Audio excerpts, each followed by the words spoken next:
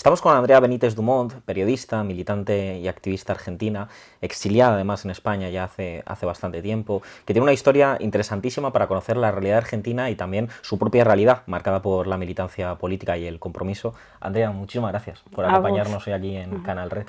A vos, bien hallado. Pues más que bien hallado, estamos aquí. En primer lugar, empezaste a militar con 15 años, estábamos hablando justo en el off un poco de esto. Sí. Militaste en el Frente Argentino contra organizaciones nazis. Exacto. ¿Cómo fue aquello? Porque entiendo que seguro que a mucha de nuestra audiencia les sorprende que en un país como Argentina, ¿no?, fuera necesario también efectivamente un frente contra organizaciones nazis. ¿Cómo fueron aquellos inicios?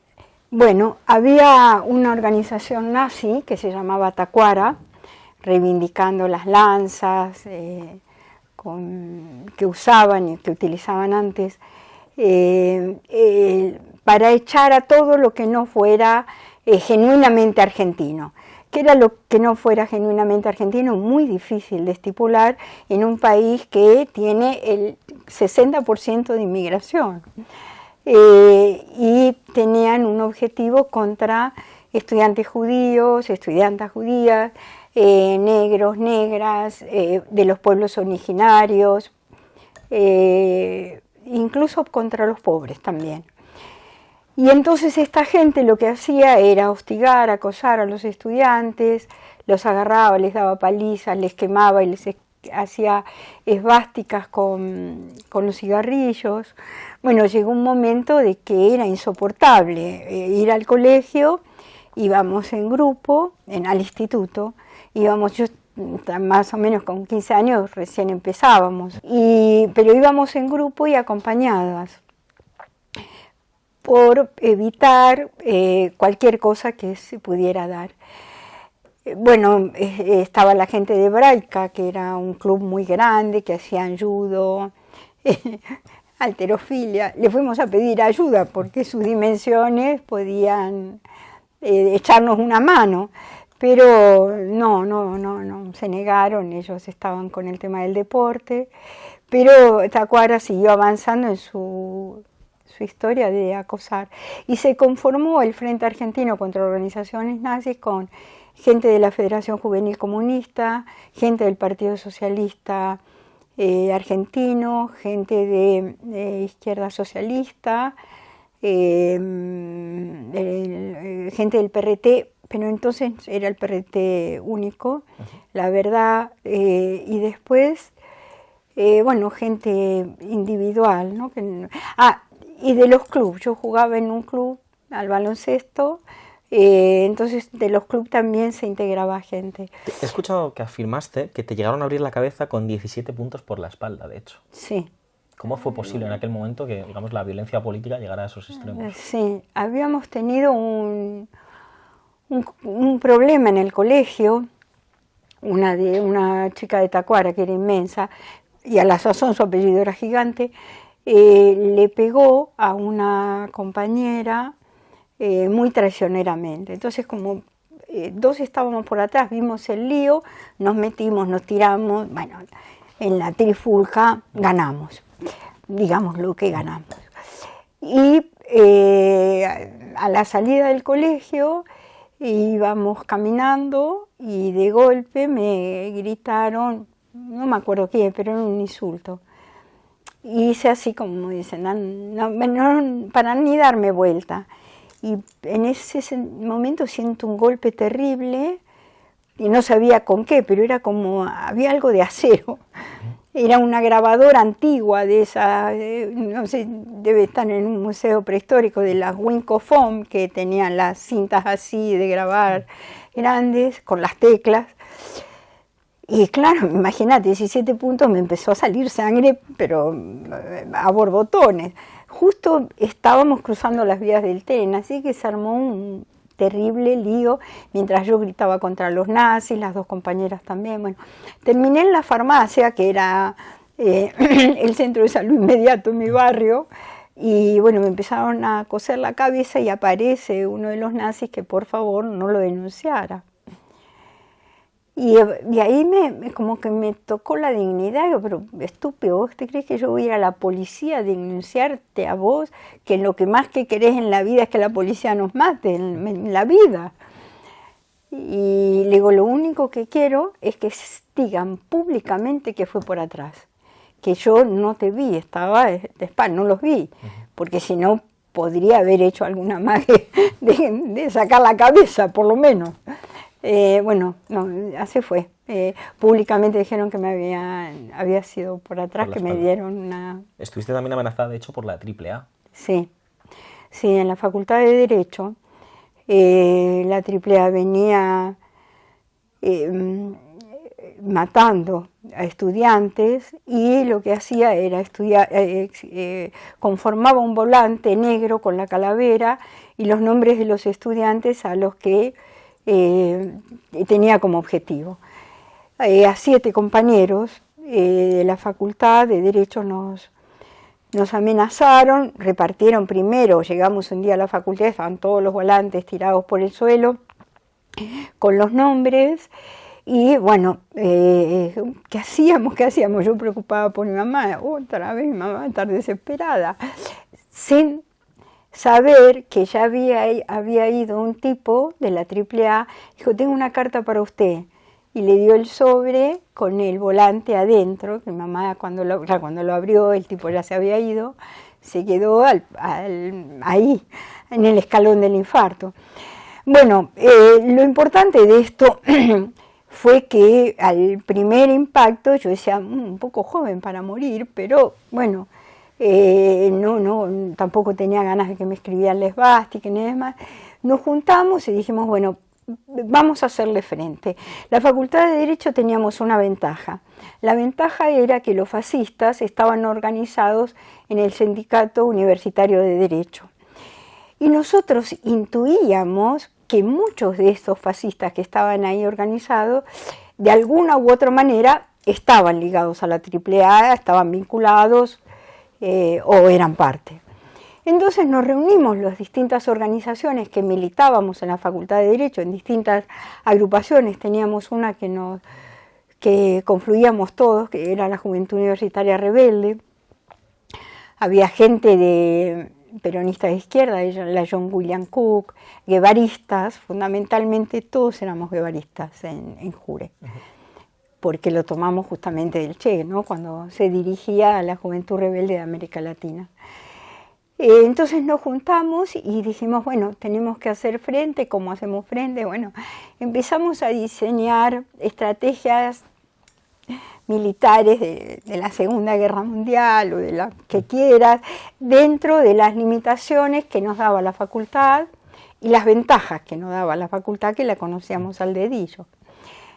Por un lado, y planteamos que íbamos a responder las organizaciones, pero íbamos a responder con la gente, con los estudiantes. Entonces empezamos a hacer una campaña, una semana, los 7, paseando por los pasillos de la facultad, explicando. Estamos amenazados porque pedimos esto, aquello, demás. En ingeniería mataron a Daniel, este estudiante, en exactas quemaron a este otro. Bueno, íbamos informando y difundiendo en todas las aulas y por los pasillos, no nos separábamos los 7, íbamos agarrados ahí, el de atrás nos íbamos turnando para ir mirando, a ver, y el de adelante también, y efectivamente impactó el hecho de que mataran a estudiantes y que de golpe nos encontrábamos, ¿qué hacemos? Que no tenemos armas, ¿qué podemos hacer? Entonces dijimos que íbamos a pasear. En los pasillos los íbamos a esperar, porque no podían seguir matando estudiantes, teníamos todos algo que hacer y que decir. Bueno, entonces hubo un grupo de botellas rotas, un grupo de piedras, un grupo de hierro, de pedazos de hierro que había atrás de la facultad porque había una vía de tren.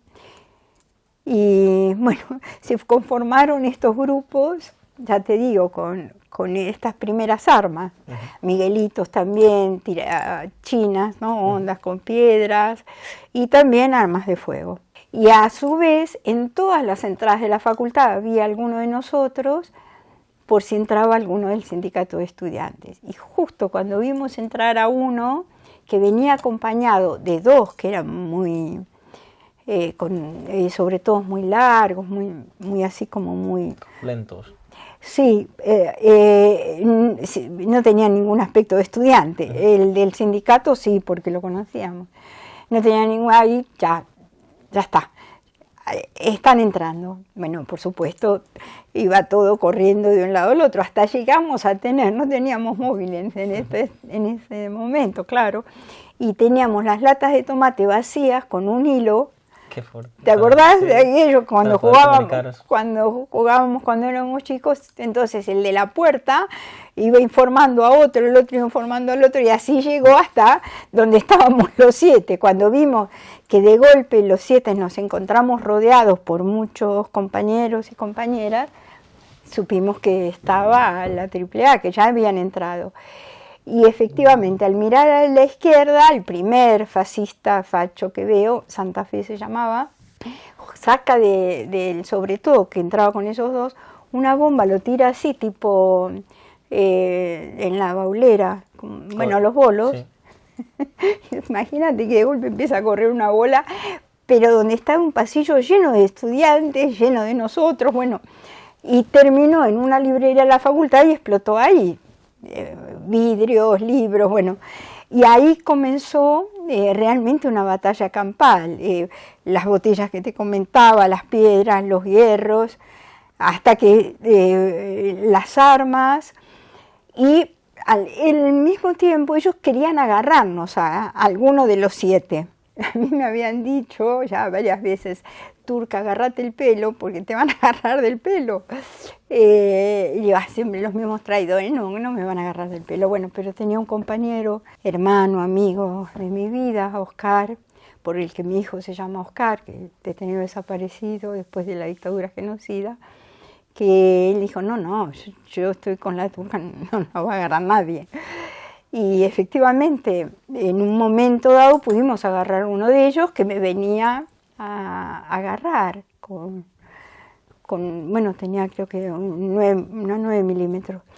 La cuestión es que nos lo llevamos. El Pampa le clavó una botella en la cabeza, al mejor estilo del Far West, pero no era el Far West, había muchos nervios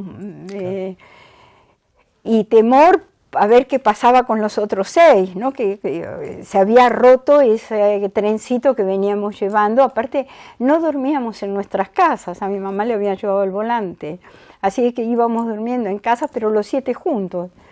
Y estábamos como muy pendientes, y no éramos de las mismas organizaciones, éramos de distintas organizaciones. Y claro, pero había un lazo muy potente, muy fraterno, muy intenso, sí. Claro. Te enfrentaste también al decano de la facultad y de hecho por ese motivo te expulsaron de la universidad, sí. Y este decano luego fue además el abogado de Videla. Sí, Alberto Rodríguez Varela, que era capitán del ejército. Sí, era un tipo era un milico total. Estaba intervenida las facultades, siempre estuvieron intervenidas porque bueno, yo conocí muy poca democracia, periodos democráticos en Argentina, siempre había una dictadura y al ser intervenidas estaban, el rectorado se levantaba y se nombraban todos los decanos, y lo nombraron decano de Derecho. Y este tipo tenía una peculiaridad, que tenía unas listas de rojos y judíos, de rojas y judías, y entonces por más que dieras un examen de 10, el tipo te bochaba igual. Bueno, tú estabas en la lista por ambos motivos. Sí, pero claro. No di examen con ellos, no iba a dar para qué, no le iba a dar el gusto. Claro. Y estábamos en la cafetería de la facultad y viene un chico desesperado, diciendo, acabo de dar un examen maravilloso de 10 y me acaba de bochar. Esto basta. Primero porque estaba muy afectado el pibe y realmente todo el mundo decía, había dado una clase magistral. Bueno, llegamos al aula donde estaba, pero un montón de gente, de militantes, agarramos el bolillero, yo agarré el bolillero que era de madera, precioso, las patas torneadas, y entonces se metieron los otros 2 profesores y los guardaespaldas de Rodríguez Varela a tratar de tapar. Y ahí, no sé, Juanita Calameda me agarré el bolillero, lo tiré, reventó el bolillero, las bolillas saltaron por todos lados, y en ese momento de desconcierto, un compañero muy grandote lo agarró por atrás a Rodríguez Varela y queremos las listas. ¿Por qué bochaste a este? Bueno, y ya como diciéndole basta, no te pasamos una más. Soy el decano. No sos el decano, sos un interventor, sos un ocupa. En el mal sentido, estaba ocupando un puesto que no le correspondía. Bueno, la cuestión es que el tipo se nos escapó con los guardaespaldas, pero yo conocía muchos atajos dentro de la facultad y llegué antes al decanato que ellos. Y me paré así como si fuera una boxeadora de título, de campeonato. Y en realidad pasó que que Rodríguez Varela venía primero y como salté yo del escondrijo, se asustó, se tiró para atrás, cayó mal con el guardaespaldas y se cayeron los dos al suelo. Entonces imagínate, yo como Tarzán me subí arriba y llegaron todos, bueno, lo sacamos y usaba le sacamos los pantalones, usaba calzoncillos con ligueros. Sí, una venganza estudiantil, Le sacamos todas las listas, efectivamente. Tenía listas, efectivamente, de judíos y de rojos. Y de rojos, y la que tenía doble era por los dos motivos. O sea, imagino que tú estarías en el... Claro, pero yo no di materia con él. No, ¿para qué te va? Si sabía, a lo sumo, esta era mucho mejor, esta guerra. Tenía cruces, símbolos nazis, era un asco, y era capitán del ejército y tenía todos los uniformes ahí puestos como en una vitrina, en una facultad pública. Y él, en la exhibición de su poder y de su honor militar, imagínate salir en calzoncillos con las medias y los ligueros, el honor donde se le fue. Me expulsaron. Te expulsaron Me expulsaron, pero escuchá, me expulsaron por atentar contra propiedades de la facultad, que era haber roto el bolillero. No por el... No, pero después me acusaron de agresiones, lesiones, intento de asesinato, bueno. Me llevaron a un tribunal especial, que era el Camarón, la Cámara Federal en lo Penal de la Nación. Mi abuelita me hizo un vestido así como de huérfanita recién salida del orfanato, con unos bordaditos, las trenzas, y fui ahí, y uno de mis abogados, Ortega Peña, tenía 4 abogados, Ortega Peña, Eduardo Duhalde, Jorge Teste y Jorge Sivak, entrañables todos. Ortega Peña se presenta con una balanza de pie. Dice, a ver, por favor, un alto, señoría, ¿podría pesarse el demandante? Y entonces se miraron los dos, imagínate, un guardaespaldas, lo grandote que era un capitán también, tenía un... Claro. No, de ninguna manera. Bueno, yo voy a pesar a mi defendida. Por favor, anote, ¿cuánto dice ahí? 41 kilos, 41 kilos. Por favor, los demás. Entonces, no. Y Ortega Peña, mientras iban discutiendo los demás, le decía, aparte de cagón, te tiró una mina al suelo de una piña es una trompada en Argentina, te tiró de una piña esta mina, y vos ni siquiera tenés la valentía de apoyar, de subirte una balanza. Bueno, nada, lo bochornó totalmente. Claro, el otro dice, ¿pero qué argumento tenía el capitán del ejército que había acaecido semejante hecho? El que sí se pesó fue el guardaespaldas. Me acuerdo, 80 y pico largos que tenía. Bueno, nada, que terminamos eximidas totalmente, pero no me levantaron la sanción de la facultad, claro, de la UBA, hasta que no terminó la dictadura. Entonces yo me anoté en la Universidad Tecnológica Nacional porque estaba en el movimiento estudiantil, no quería que ninguno me echara el movimiento estudiantil, iba preparando las materias de Derecho libre y estudiaba física, química en la tecnológica, que esto es maravilloso para soñar, LSD, pero no entiendo nada de todo esto, pero bueno, seguí en el movimiento estudiantil. Te quiero preguntar qué representó el guevarismo en Argentina. Antes hacías mención justo a la influencia de la figura de Ernesto Guevara. Es algo que creo que en España no ha tenido, digamos, ni mucho menos la influencia que tuvo en América Latina, pero en Argentina particularmente el guevarismo tuvo una gran influencia y en ti particularmente también mucho. Sí, bueno, efectivamente, como decís, en toda América Latina, porque de golpe se levantó alguien y habló alguien que pensaba y sentía como los que nos metíamos a militar. ¿Por qué te metías a militar? Porque veías una injusticia terrible en la esquina de tu casa o en la facultad o en la escuela y querías ayudar al ofendido, a la víctima. Eso era una pulsión de emoción que primero era difícil traducirla, después, bueno, podías traducirla, trasplantarla a organizaciones, a colectivos, a asociaciones y demás. Pero el primero era un sentimiento de esto no puede quedar así. Y de golpe un tipo se levanta y dice, dejo todo, ya hice acá lo que tenía que hacer, me voy, porque no puedo dejar de pensar con el corazón. Y este tipo que dijo, dejo todo, dejó cargos, vida tranquila, amor, porque la gente del pueblo cubano lo amaba y lo ama al Che todavía, y en Argentina el impacto que tuvo, aparte de que era argentino, obviamente, era que venía a romper con todo el marxismo ortodoxo, que iban vestidos todos abrigados porque en Moscú estaba nevando, y tenías que leer a Lenin obligadamente y saberlo de memoria. Entonces era como toda una cosa muy grotesca en cuanto a la burocracia, la dureza, lo mismo con los maoístas. Y de golpe apareció este tipo que tenía un nivel de coherencia de que hago lo que pienso y pienso lo que siento. Por eso estoy en Cuba, mañana me voy a África, pasado iré a Bolivia, pero voy a estar siempre peleando por una revolución y contra la injusticia. Y lo hizo, no es que era un charlatán, lo hizo y bueno, rompió prácticamente con solo decir eso, pensar con el corazón y hacer lo que se piensa, rompió todos los partidos comunistas de América Latina, todas las juventudes se les fueron. En Argentina, no sé, fueron miles, y se conformaron, empezaron a conformarse organizaciones. Tú militaste en una, ¿no? La Brigada Che Guevara, justo. Sí, en la Brigada Che Guevara, que era parte del, bueno, después del movimiento revolucionario 8 de octubre,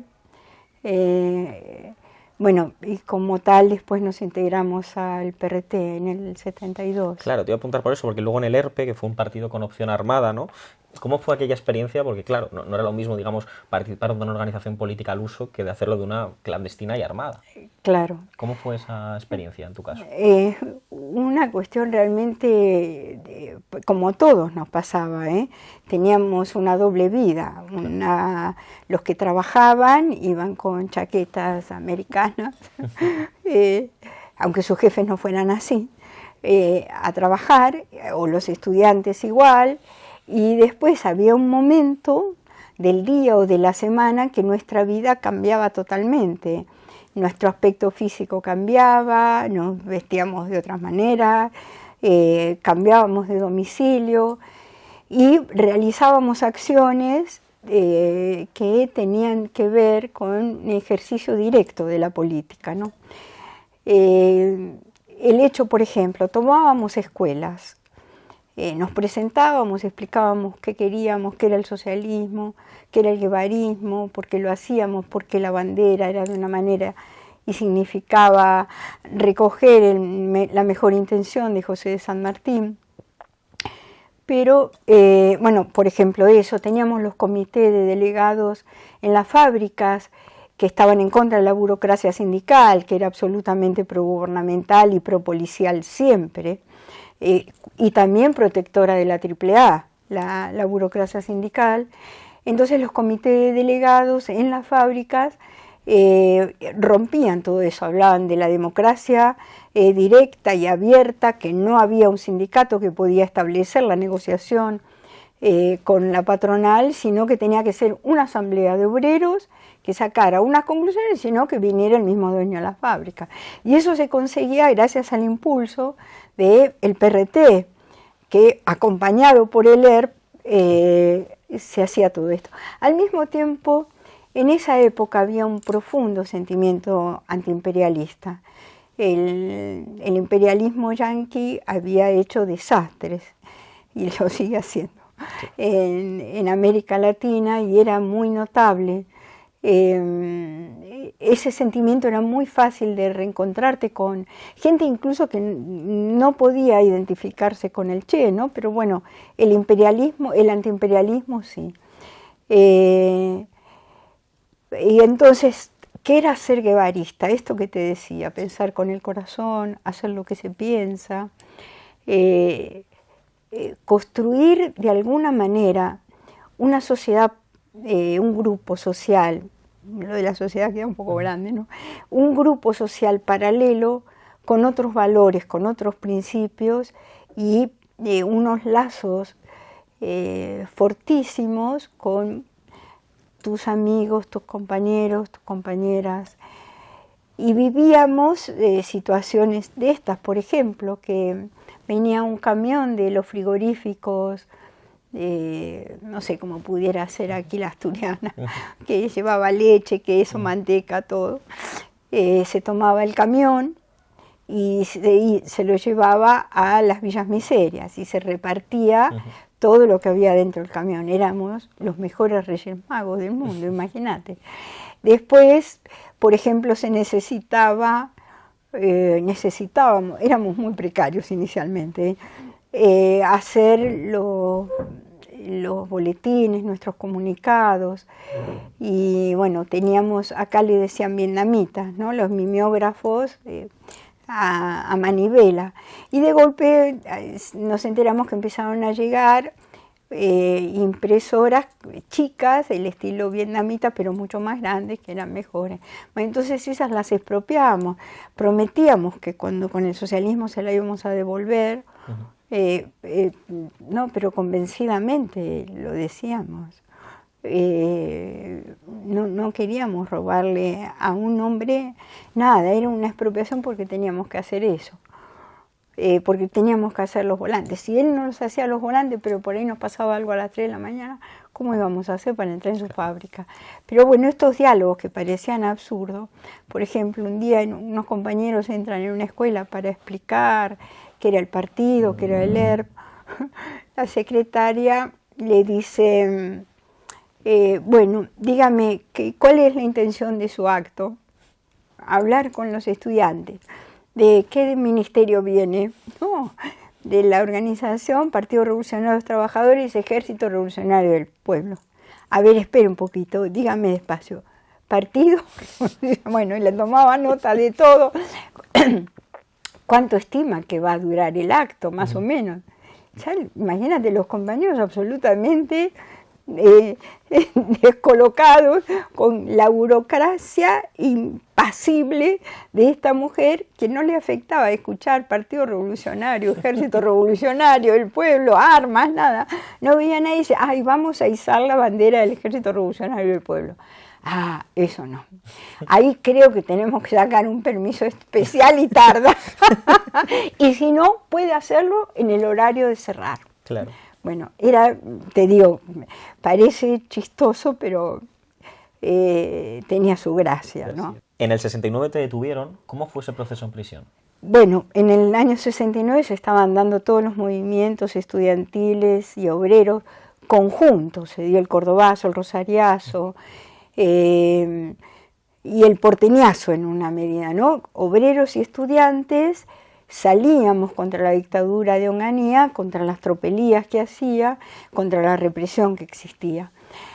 Y bueno, había figuras muy especiales como Agustín Tosco, que era un obrero de Córdoba, que descabezaba toda la burocracia sindical con 3 o 4 cosas de lo que necesitaban los trabajadores en todas partes. Bueno, en estas manifestaciones y en organizar manifestaciones, entraron en la casa en el estudio, perdón, de un arquitecto radical, del Partido Radical, que no era revolucionario ni nada, porque había un infiltrado dentro de la organización que estábamos. Bueno, nos entregó y dijo, y estos son los que tienen que ver en la cuestión de la dirección. Y fue la verdad que siempre que lo retomo, pienso que qué inocentes, qué buena gente que éramos. No pensábamos ni desconfiábamos de nadie. Pensábamos, qué bien este tipo, cinturón negro de karate, nos enseña, está bárbaro, ¿no? Y resultó ser un infiltrado. Era un policía, sí, y él fue el que señaló. Y bueno, nos llevaron a una comisaría primero, donde ya se había corrido la bola en la Facultad de Derecho, entonces vinieron muchos estudiantes, rodearon la comisaría, los reprimieron, fueron a buscar a las madres, ahí vino mi pobre mamá a la puerta de la comisaría, intentando que no nos sacaran de la comisaría, que nos llevaran a un penal directamente o que nos dejaran en libertad, pero que no pasáramos por Coordinación Federal. Coordinación Federal era lo que luego fue un campo de concentración, Superintendencia de Seguridad Federal se llamó cuando fue un campo de concentración. Ahí fuimos a parar a Coordinación Federal y dentro de nuestros compañeros, de nuestros queridos y amados compañeros y compañeras, estaba el hijo de un teniente coronel, que lo peor que le podían hacer, a él no lo tocaban y le decían, a vos no te vamos a tocar por tu papá, pero mira lo que le vamos a hacer a tus amiguitos. Bueno, era lo peor que le podía pasar a él, ¿no? En semejante circunstancia, que un privilegio era un arma de sadismo. Y ahí, bueno, determinaron que pasamos después al Poder Ejecutivo. Estuvimos en el tubo, que eran calabozos individuales, pero como éramos muchos nos ponían 2 por celda, y ahí había guardias todavía que no eran, estaban obligados a hacer guardia. Era cuando aquí existía la mili obligatoria, bueno, ahí había también... entonces tenían un cierto relajo. Pasá a la tercera celda que está tal compañero, decirle esto, pasá aquello. Entonces teníamos un cierto contacto y cada vez que nos llamaban a declarar y lo llevaban a Jorge Horacio Teste, el compañero que le hacían sufrir tanto, bueno, todas las celdas estas que estaban en el tubo, vamos, arriba, Juventud Rebelde, vamos, guevaristas, bueno, una escandalera que se armaba. Ahí conocí a 2 compañeros tupamaros, conocimos que estaban en muy mal estado físico, como los habían torturado, pero estaban a punto ya de expulsarlos del país, así que por suerte los expulsaron rápido y después nos volvimos a encontrar con los años, en unas circunstancias mucho más felices. Y de ahí fuimos al penal de mujeres. En el penal de mujeres había gente de distintas organizaciones. Yo estuve con Mónica Stengar, la esposa de Jorge Horacio Teste, bueno, con Carmen Morera, una excelente amiga mía, bueno, distintas compañeras, y había gente del PC, del PRT de la Verdad, del PCR, de chinoístas, acá guevaristas, bueno, peronistas. Conocí a la tía peronista, que era una señora Margarita Conturce, de 51 años, de la resistencia peronista del año 55, que primero nos peleábamos mucho, aparte, Trosca, ¿qué estás haciendo? Trosca era un insulto, ¿no? Claro. Para ella, estoy estudiando, tía, pero ¿cómo? Bueno, era entre que me daba clases de obrerismo, yo hasta que me dijo en un momento, en mi casa paraba el Che. Casi me muero, pero ¿cómo puede ser que en tu casa pare el Che? Bueno, nos hicimos muy amigas. Fue el Tribunal Russell que sí facilitó precisamente tu exilio a Brasil en un momento. Sí, me pude escapar a través del Tribunal Russell. No, estuve dando vueltas, no tenía dónde estar con las nenas. Era un tribunal en el que estaba Albert Einstein, ¿no? Albert Einstein, Bertrand Russell, sí, les facilitaba pasaportes. Charles Chaplin, sí, pasaportes, los que hizo un expedicionario al Polo Norte, fue el que creó el pasaporte blanco, para que la gente que no tuviera pasaporte, no tuviera documentos falsos, pudiera utilizar ese pasaporte, ¿no? De laissez-passer.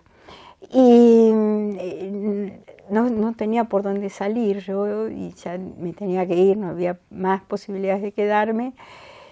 Y el tribunal Russell me ofreció distintas opciones. Y una era salir directamente de Ezeiza, del aeropuerto de Ezeiza, a Río de Janeiro.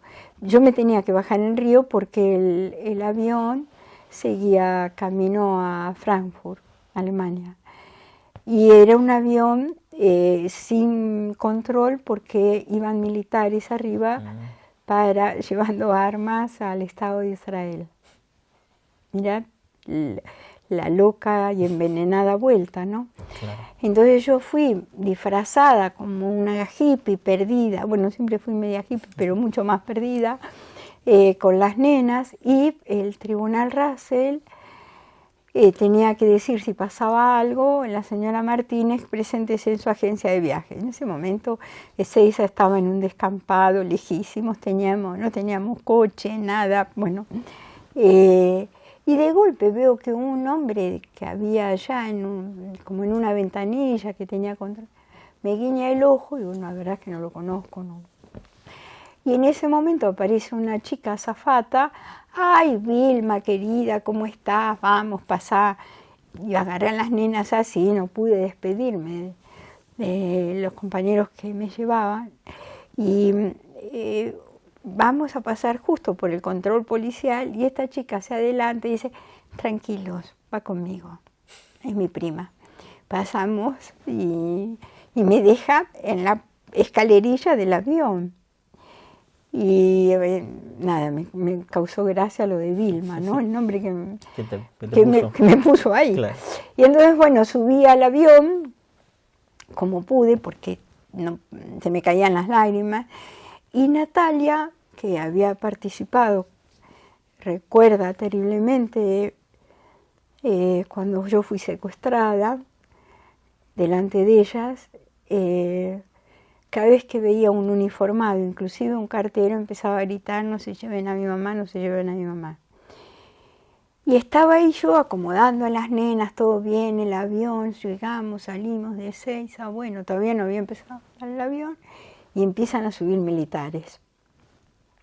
Yo pensé que iban a ir de civil, lo más lógico que fueran, no, venían vestidos de militar. Entonces Natalia empieza a gritar, no se lleven a mi mamá, y Paula gritaba mucho más, que era más chiquita, que se asustaba, no entendía nada. Y la única canción con la que se calmaba Natalia era Érase una vez un lobito bueno, que cantaba Paco Ibáñez.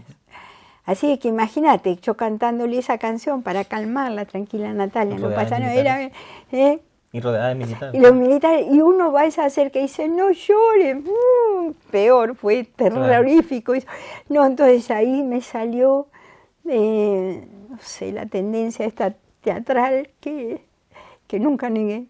Dije, ay no, lo que pasa es que son las consecuencias de la separación con el padre, ¿eh? Las terribles consecuencias. Por favor, manténgase alejado, señor. Sí, me quedó desconcertado encima de esta hippie, que así hablan los conchetos y conchetas en Argentina. Entonces habrá dicho, bueno, esto no sé qué. Y yo me tenía que bajar en Río de Janeiro y salir corriendo con las nenas. Y así fue, pues cuando dijeron, vamos a hacer una parada técnica en Río. Y yo me hubiera tirado antes por la ventanilla, pero no bajé. Con las nenas digo, mira, me pasa algo. Me dejé los Pampers eran los Dodotis, que eran carísimos. Así que voy a comprar allá al Duty Free y vuelvo. Y la azafata, yo creo que iban como tan relajados, iban tantos milicos que no sea familiar de militar iba a viajar ahí. Claro. Y entonces, bueno, empiezo a correr por el Galeao, en los pasillos del Galeao. No sé si conoces el aeropuerto del Galeao. Es como un pulpo gigantesco que te atrapa, un laberinto, escaleras que van y vienen inmensas, hasta que veo una cola de rubios, mis hijas eran rubias, y me metí en esa cola de rubios para, digo, acá, holandeses eran. Y muy atentos los holandeses, pase señora, pase, pase, pase, y de golpe me encuentro con el policía del control. Y entonces saco el documento que tenía falso, me mira, lo miro, me pide el documento de las nenas, no tenían documentos, tenía un papel. En el momento ese, lo recuerdo al detalle, yo calculaba cuántos pasos corriendo con las dos AUPA tenía para llegar a la puerta que veía que ahí estaba la calle. Bueno, dudas del policía y yo no sé, le dije, mire, me voy a ir igual, yo soy refugiada política. Era una cosa que es verdad que yo tenía que ganaba. Tenía ya el papel que me había llegado clandestinamente, un papel que decía, esta señora está protegida por la Cruz Roja Internacional, puede llamarse Andrea Benítez Dumont, puede llamarse Adriana González, bueno, distintos nombres que fueron poniendo, pero está protegida por el Comité de Refugiados. Entonces eso también le mostré y le dije, basta, y salí corriendo, tal cual te dije, y pasé las puertas que se abrieron del Galeao y ahí me caí desmayada. Ay, madre. Ay, madre. Y me despierto, claro, pero vos fíjate la tensión, haberme ido de Argentina, los compañeros, el que me guiñaba el ojo, que era el Tribunal Russell, la Vilma, estar con el coronel diciéndole, no se acerque, por favor, que mi hija tiene traumas con la separación del padre. Imagina, Que vaya historia. Claro, imagínate todo eso, pero era de vértigo. Claro. Todo fue, aparte no había posibilidad, yo las aferraba, tenía terror que me las sacaran. Claro. Y nada, por suerte una chica venezolana dijo, no se preocupen, yo me hago cargo, había mucha gente magnífica y demás. Acabaste luego exiliada en España, esto sí, en el año 1979, conociendo además a Labordeta en este caso. O sea, ¿cómo fue ese proceso, ¿no? Ese giro de guión? Pero ahí tengo fotos con Labordeta, claro. Nos queríamos mucho. Llegué en el 78, porque el papá de mis chicos salió de la cárcel. Él estaba en una cárcel legal a disposición del Poder Ejecutivo y le permitieron viajar a España. Entonces, por eso, él desde España me reclamó a Brasil el reagrupamiento familiar. Claro. El papá de mis hijos, Carlos Eslepoy, abogado de las acciones populares contra todos los genocidios habidos, tanto en Argentina como también en Chile, Guatemala, un luchador de la justicia universal. Cuestión que nos reagrupamos aquí, hubo el reagrupamiento en Madrid, no había mucho tiempo para pensar. Yo seguía con ese papel que decía, déjenla pasar porque está protegida, y el guardia civil, yo decía, ¿qué tiene en la cabeza este hombre? Nunca había visto semejante escupidera en la cabeza de alguien, y el tipo me miraba y decía, no, esto no es un pasaporte. Y del otro lado del vidrio había varios diputados, gente, activistas que golpeaban el vidrio y decían, no, está protegida. Bueno, como Pablo Castellanos estaba, que era un diputado socialista, sacó el carnet de diputado, lo dejaron entrar, dijo, que estaba protegida. Y demás. Bueno, la historia después que con Labordeta empezamos, claro, me puse a militar rápidamente por todas las compañeros que habían quedado en Argentina, la comisión de familiares, las madres, los hijos e hijas de nuestros compañeros. Y hacíamos festivales musicales, conciertos para juntar dinero y, fui a pedirle a Labordeta, no sabía ni qué cantaba, pero me perdonó todo. Y dijo que sí, sí. Y ahí estuvo cantando cuando era joven, en Plaza España, que fue el primer sitio que hicimos un gran concierto. Sabina era joven, Víctor Manuel, todos eran jóvenes, todos éramos jóvenes. Y bueno, lo que pasa es que la Gordeta tenía una cosa de un humor especial y a su vez una gran protección hacia la gente, ¿no? A tal es así que después fue para ver cómo estaban los compañeros de la Tablada, que habían intentado tomar el cuartel de la Tablada, que estaban presos y en huelga de hambre. Él fue el único que conseguí que viajara como diputado español a constatar el estado de salud y físico de los compañeros y que le dieran algún tipo de salida, que no podían estar más así. El único que viajó. Digo, porque pensemos la cantidad de escaños que hay en el Congreso de Diputados y de tanta izquierda. Te voy a preguntar también porque, bueno, en Argentina hubo justicia y de hecho, digamos que los crímenes de la dictadura fueron juzgados, o por lo menos gran parte de los crímenes sí fueron juzgados y procesados. En España, sin embargo, no tenemos la suerte ni la fortuna de que eso haya sido así. Hubo una amnistía, ahora que se habla tanto de la amnistía, un pacto de silencio entre los verdugos del régimen. ¿Qué lecciones nos puede dar Argentina, también al pueblo español, para, bueno, pues para poder... Ninguna. Son procesos que se dan de una manera o de otra. La dictadura de Franco fue larguísima. Nosotros, digamos, hubo una dictadura genocida espantosa, pero no duró tantos años como la de Franco, por un lado. Por el otro lado, porque nunca se dejó de hacer denuncias por las desapariciones de personas. Comenzaron las Madres de Plaza de Mayo, que eran 14, dando vueltas en la plaza porque por el estado de sitio no se podían quedar quietas. Después, bueno, se sumaron abuelas, después familiares. El movimiento de derechos humanos fue creciendo. Pero a pesar del juicio a los comandantes de la Junta y de esa película abyecta que han hecho de Argentina en 1985, es absolutamente abyecta, fueron condenados solamente los comandantes de las juntas. Todos los demás torturadores, asesinos, violadores, todos esos no. Porque Alfonsín les hizo las leyes de impunidad para protegerlos, los dejó en las instituciones represivas de las Fuerzas Armadas y a su vez dictó dos leyes, la ley de punto final, que no se podían hacer más denuncias contra los militares, y la ley de obediencia debida, que en toda la escala militar el torturador último, o el segundo, o el tercero, o el primero, estaba exento porque ya estaban declarados culpables los grandes jefes. Entonces, de abajo, de Macera, de Videla, de Agosti y demás, estaban todos libres de culpa y cargo. Terrorífico, nos encontrábamos en la calle con los torturadores, porque claro, no fueron los años de la dictadura de Franco, eran recientes y bueno, nos pasaba eso, de encontrarnos, hubo escraches a los militares, hasta que se empezó a romper de alguna manera el miedo social. Te encontrabas con uno de los torturadores y no podías callarte, tenías que denunciarlo, aunque fueras vos presa, o vos preso, pero no podías hacer más.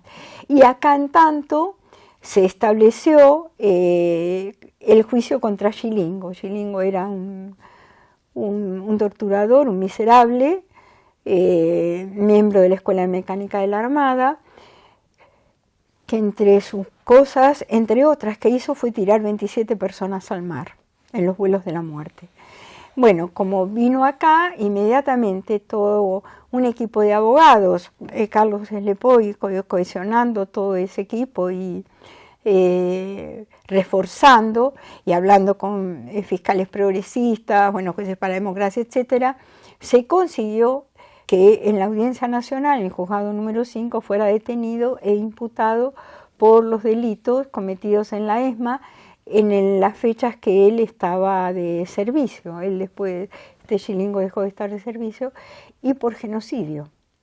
Ahí fue la diferencia que hubo con otras defensas, ¿no? Esto significó que mientras se juzgaba en Madrid a un genocida, en Argentina no se juzgaba a nadie. Mientras se hacía un juicio en Italia por los italianos desaparecidos, aunque no estuvieran, se les declaraba en rebeldía, pero que no iban a poder pisar nunca, y se dictaban órdenes de Interpol. En Francia lo mismo contra Astiz, que estuvo ahí, y en Suecia, donde había una ciudadana sueca, Dagmar Hagelin, de 17 años, que Astiz mató por la espalda. Bueno, mientras iban dando todo esto, ocurrió que Néstor Kirchner sube a la presidencia, le llega una comunicación de la Comisión Interamericana de Derechos Humanos diciendo cómo está este patio. En todos lados se está juzgando, en la Argentina no, pero ya había repercutido en la Argentina todo este tema de los juicios en el exterior, ¿no? Y eso permitió que rápidamente todas las denuncias que se habían hecho en la CONADEP, la Comisión Nacional de Desaparecidos, pasaron a ser la base de la estructura de la demanda, de la querella criminal contra los torturadores, asesinos y ladrones de bebés, ¿no? Claro. Eres judía y además antisionista. Mezclada. No soy sionista, antisionista. Claro. Soy mestiza de todas partes. Fundamentalmente soy antisionista. Claro, te lo fuera digo. Lo que fuera, si hubiera sido de donde viniera, de donde no hubiera venido, sería antisionista, porque el sionismo es nada más y nada menos que la réplica del nazismo. Eso te iba a preguntar, porque ahora parece que, bueno, que están saliendo imágenes, ¿no? Efectivamente, de mucha comunidad judía que efectivamente está protestando también por los crímenes que Israel está cometiendo con la población de Palestina. Sin embargo, no se conoce mucho, y mediáticamente no se ve mucho la diferencia efectivamente entre el judaísmo y el antisionismo, ¿no? Y constantemente Israel, la propaganda repite aquello de que ser antisionista es lo mismo que ser antisemita, cuando es una barbaridad, ¿no? ¿Cómo lo vives particularmente? Sobre todo ahora que vemos las noticias y el impacto que está teniendo con tremendo dolor, indignación, rabia, furia, todo eso junto. Entre otras las cosas, porque también se pone en evidencia que Israel, aparte de ocupar territorios, ha ocupado las mentes. ¿Ser antisemita es ser antijudío? No, señor. Semitas son los árabes también. A usted no le gusta, pero es así. Entonces, ser antisemita es un término que usted le conviene y lo apropió, le quitó el carácter identitario que tenía para todos los pueblos de esa región, de esa zona, se lo apropió, y en vez de decir antijudío, bueno, antisemita. También es verdad que en Europa, durante la Segunda Guerra Mundial, se utilizaba el término antisemita, ¿no? Y había partidos judíos, sionistas inclusive, sionistas socialistas y demás, que tenían otra visión que no del horror que está pasando en Israel. Creo que Netanyahu es un criminal que debe ser juzgado, llevado al tribunal de La Haya. Creo que tiene que ser juzgado por genocidio. Hay un plan sistemático de exterminio del pueblo palestino. De 4.000 y pico es la cifra de niños muertos. Realmente es el peligro del Estado de Israel. Y lo que no se dan cuenta es que lo que el sionismo está engendrando es un nuevo Hamas y está engendrando los nuevos enemigos. ¿Cómo se puede soportar enterrar a 4 hijos?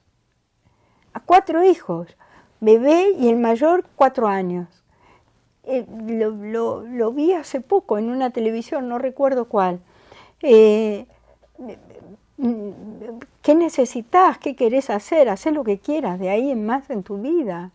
Pero, claro, de golpe nos encontramos que es el ejército mejor del mundo después del de Estados Unidos, el servicio de inteligencia el mejor del mundo después de, no sé si después de Estados Unidos o no, porque sí, pero algo pasó el 7 de octubre que no funcionó. Y ahora también está saliendo, aparte de las fake news que están tirando por todos lados, ¿no? Los 40 bebés degollados. El 7 de octubre, a las 0:01 del 8 de octubre, no, eran mentiras, no hay 40 bebés degollados. Pero bueno, eso ya quedó y ya caló en en el imaginario popular, que estos tipos de degüellan, matan. A ver, aclaro, yo no estoy con el atentado realizado en un concierto a, no importa, jóvenes, chicos, no creo que la población civil haya que utilizar los mismos métodos que ellos, ni mucho menos.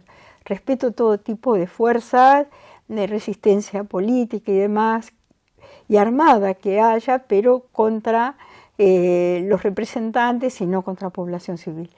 Pero bueno, nos encontramos que esto que van, y también hoy comentábamos que han reconocido que ellos mataron también a israelíes por las dudas. Estaban ahí por las dudas, los mataban a través de los drones. No. Entonces, esta situación de matar, de asesinar, de desaparecer, de exterminar, de ocupar territorio, vimos como el ejército israelí tomó el Parlamento de Gaza. Es decir, lo del Capitolio en versión sionista, ¿no? Directamente sionista. Es terriblemente doloroso que descendientes de gente muerta y asesinada por Hitler en el Holocausto, gente que luchó contra el nazismo en forma tan heroica, en el gueto de Varsovia, por ejemplo, o en el Vinla, o en de tantos otros, hoy haya descendientes de ellos que aplican los métodos de los verdugos, ¿no? Sin embargo, también salió hace poco de 300 sobrevivientes de Auschwitz y del gueto de Varsovia, diciendo que no estaban con el Estado de Israel, que no representa a la comunidad judía. Ser judío es una comunidad extensísima que hay desde China, India, en todos lados hay, como decía una figura muy popular de una obra de teatro que después fue una película, El violinista en el tejado, y el actor Topol, un actor israelí, decía así: en todas las desgracias siempre hay un judío. Entonces, bueno, ahí a lo largo y a lo ancho del mundo, comunidades judías con tradiciones, ¿no? Los askenazis tienen unas tradiciones, los sefardíes otras, bueno, pero hay una cultura judaica. Y hay una base, porque siempre fueron perseguidos los judíos desde el principio de los tiempos, porque hablaban de un solo Dios, no de 40, 50 dioses que estaban por todas partes, no, había un solo Dios, que reunía este Dios todas las bondades, todas las maldades, ¿no? También. Pero eso les unificaba en un pensamiento religioso y místico directo, con un Dios que estaba ahí controlando en una serie de órdenes y reglas cómo conformarse. Una de las reglas que existe en la Torá es que todo extranjero es bienvenido a tu mesa. Parecería que el gobierno de Israel tiene muy mal leída la Torá, aunque los ve rezar con la Torá, ¿no? Y después hay otra que justamente lo decía un filósofo judío en estos días, que no podés hacer a los demás lo que no querés, querés que te hagan a vos. Bueno, esta frase se ha adjudicado a mucha gente, pero está en la Torá. Y es: no hagas a los demás. Y ahí extendés: no hagas a los demás lo que no quieras que te hagan, etc. Sin embargo, lamentablemente, cada vez son menos los rabinos que están apoyando esta historia, y más, hay otros rabinos que son perseguidos porque apoyan al pueblo palestino, están en prisión domiciliaria, incluso están siendo reprimidos, ¿no? Y cuando está escrito también que a los rabinos se les debe un respeto especial. Eso de pegarles patadas, tirarlos al suelo, trompearlos, ponerlos en prisión domiciliaria, están violando un montón de preceptos de la ley mosaica, la de Moisés. Razón por la cual tanto Estado de Israel, tanto de los judíos, vamos a ver, podemos charlarlo, podemos hablarlo, discutir. A esta altura no, porque hasta que no dejen de matar a los palestinos, no hay nada que hablar con el Estado de Israel. Absolutamente.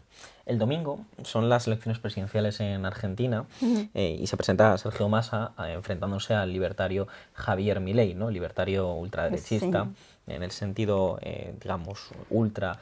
y digamos una escenificación también de lo que es la ultraderecha de nuevo tipo, ¿no?, que está surgiendo en Argentina. Fue el debate presidencial hace relativamente poco. ¿Cuál es tu postura sobre esta contienda electoral en la que se enfrentan Massa y Milei? Bueno, yo nunca voté en Argentina. En el 73, cuando se presentaba la Cámpora, Héctor Cámpora por el Frei Juli, que era, bueno, la formación peronista que habían hecho, que había gente de izquierda y demás, nosotros, bueno, el PRT, íbamos a los colegios electorales, poníamos la lista de 16 compañeros fusilados en Trelew, y bueno, y escribíamos cosas en los colegios. Es decir, que nunca voté, eso no podemos llamar un voto, ¿no? Sí voté acá, sí voto acá. Y en la primera vuelta voté al FIT, obvio, al Frente de Izquierda de Trabajadores. Y esto, Milei, el esperpento de Milei, que acumula, digamos, todo el odio progenocida de las clases altas, de los que no quieren que nada cambie y que los pueda llegar a perjudicar en algo, o Sergio Massa, que tiene una historia y una trayectoria política, tampoco es mi candidato, no. Milei, por supuesto, es mi enemigo, ni Massa no es mi candidato, no votaré o votaré en blanco para que haya el número debido del padrón, ¿no?, del censo electoral. Pero voy a votar en blanco, no. En Massa no. Y te lo digo sinceramente. Y acá solo dejo hablar a mi corazón. En la Argentina se peleó mucho, se sufrió muchísimo. En los campos de concentración quedaron 30.000 compañeros. Todavía tenemos 400 chicos que recuperar, que son hijos de nuestros compañeros, que ya son gente adulta. Que no hubo un solo gobierno democrático, ni uno solo, ni Néstor Kirchner, el gran demócrata, que abriera ni exigiera los archivos de la dictadura. Y ahí están esos 400 perdidos, abuelas que se mueren de esperar con los brazos vacíos, y compañeros nuestros que murieron por el socialismo. Yo no puedo mirarlos a la cara en una figuración que se entiende y decirles, no, mira, voy a votar por este que era de la UCD, de la derecha repugnante, corrupto, que tuvo problemas en el Tigre, etcétera, porque nosotros no hemos conseguido conformar nada. Quiero seguir mirándoles a la cara, diciéndoles, aunque no hayamos conseguido conformar nada, por ustedes no voy a votar a Massa. Bueno, pues con esto te voy a decir una serie de términos y nombres para que me digas en una palabra lo que te viene a la cabeza al escucharlo. Dale. Peronismo. Un movimiento conciliador de clases sociales. Trotskismo. Un pensamiento crítico dentro del marxismo, ¿no? Y dentro de un objetivo que no se dejó. Triple A. Asesinos, Sion. nazis. ¿Sionismo? Nazismo. Bueno, pues con esto te voy a dejar la pregunta del anterior invitado, que viene de parte de Yago Álvarez, el periodista experto en economía. Te lo voy a poner aquí. Yo creo que en los últimos años se ha abierto como algunos temas bastante interesantes, algunos debates bastante interesantes con el tema de la pandemia, ¿no? La gente se ha dado cuenta de que hay un Estado, de que es necesario un Estado poderoso, un Estado fuerte, ¿no? Algo que mantenga la sociedad. Yo creo que se han roto algunos de los mantras neoliberales que nos llevaban metiendo en vena de los 30 o 40 últimos años, pero estoy viendo que vuelve la narrativa otra vez del déficit, de la deuda, que al final se traduce en la narrativa de la austeridad.